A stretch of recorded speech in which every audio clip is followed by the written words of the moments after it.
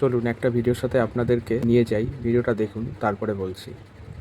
गाय अगर मुसलमान नहीं खाएगा तो सबसे ज्यादा नुकसान हमारे हिंदू भाई का होगा, मुसलमान का नहीं होगा। कि आप गाय की कुर्बानी न करें, बल्कि कुर्बानी नहीं बल्कि हमेशा के लिए गाय का गोश्त खाएं ही नहीं। और सरकार से हम अपील करते हैं कि तमाम स्लॉटर हाउस को बंद कर दीजिए, गाय कुर्बानी नहीं हो, कोई भी बड़ा जानवर कुर्बानी नहीं हो, और गाय को नेशनल एनिमल का दर्जा दे दीजिए। अलबत्ता हम मुसलमानों से ये भी कहना चाहते हैं कि मुसलमान बकरा, खस्सी, छागोल जो भी होता है वो खरीदे। और अक्सर बकरी छागोल जो होता है ये हमारे मुसलमान भाई पालते हैं, तो जब आप बकरीद में खस्सी छागोल खरीदेंगे तो मुसलमान भाई का फाइनेंशियल कंडीशन मजबूत होगा, वो ऊपर बढ़ेंगे।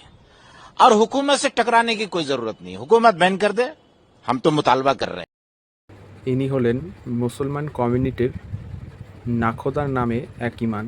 তো ইনি বলতে চাইছেন, যখন আমাদের বাংলাতে গরু বেচাকেনা বন্ধ করে দিয়েছেন এবং রেখা দিদিভাই 14 বছর পর্যন্ত গরু বিক্রি করতে পারবে না, কারণ 14 বছর পর্যন্ত গরু তোমাদেরই রাখতে হবে, 15 বছর হলে সেই গরু বিক্রি করতে পারবে। ইনি বলতে চাইছেন যে ওনাদের তো কুরবানি হয় মুসলমানদের, সেটা হচ্ছে গরু কুরবানি। তো ওনারা বলতে চাইছেন যে আমাদের যদি কোরবানিতে গরু না খাই আমাদের কিছু যায় আসবে না, উল্টে ক্ষতি কাদের হবে বলুন তো? আমাদের হিন্দুদের। কারণ কি, আমরা হিন্দুরাই গোমাতা অর্থাৎ গরুকে লালন পালন করে বড় করে তুলি, ঠিক আছে? কারণ কি, আমরা হিন্দুরাই গোয়ালা আছে, তারা দুধ দোয়ায়, তারপরে কিন্তু আমরাই গরুকে লালন পালন করে বড় করে তুলি। কিন্তু উনি আর একটা কথা বলছেন যে বড় জাতীয় যে সকল পশু আছে তাদেরকে জাতীয় পশু হিসাবে স্থান দেওয়া হোক। দ্বিতীয় বিষয়টা উনি বললেন বাকরি ঈদ, যেটাতে যেমন খাসি, ছাগল, ভেড়া এইগুলো হচ্ছে কোরবানি দেওয়া হয়। সেক্ষেত্রে মুসলিমরা যেহেতু ছাগল ভেড়া লালন পালন করে, সেক্ষেত্রে তাদের বাকরি ঈদে অসুবিধা হবে না।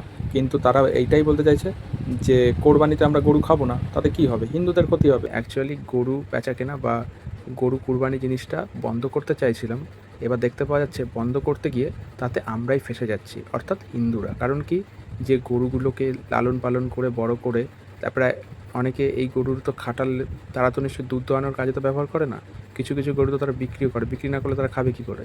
এবার যেহেতু আমাদের হিন্দুদের সেই জায়গাটাতে তো নিষেধাজ্ঞা জারি করে দিয়েছে, এবার বলেছে 14 বছরের যদি নিচে কোনো গরু থাকে তাহলে যে ব্যক্তি বিক্রি করবে তার জেল হবে, সেই একটা ভয় রয়েছে।